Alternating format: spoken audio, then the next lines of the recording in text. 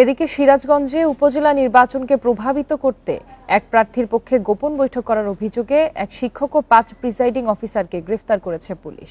সোমবার দিনভর জেলার বিভিন্ন স্থানে অভিযান চালিয়ে তাদের গ্রেফতার করা হয়।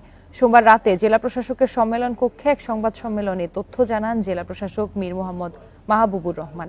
বিকাশে কম খরচে ক্যাশ আউটের লিমিট বেড়ে 50,000, প্রিয় এজেন্টও 2টা। এ সময় তিনি বলেন, গোপন সংবাদের ভিত্তিতে সদর উপজেলার কাদাই এলাকার একটি রিসোর্টে অভিযান চালানো হয়। এ সময় ঘটনাস্থলে তাদের পাওয়া না গেলেও রিসোর্ট থেকে সিসিটিভির ফুটেজ ও ওই প্রতিষ্ঠানের কয়েকজনকে জিজ্ঞাসাবাদের জন্য থানায় নিয়ে আসা হয়। পরে তাদের জিজ্ঞাসাবাদ ও ফুটেজ পর্যবেক্ষণ করে আসামিদের গ্রেফতার করা হয়।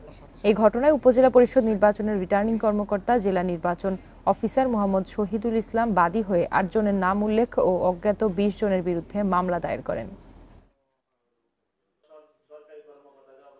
রিটার্নিং অফিসার সিরাজগঞ্জ সদর থানায় একটা অভিযোগ দায়ের করেন।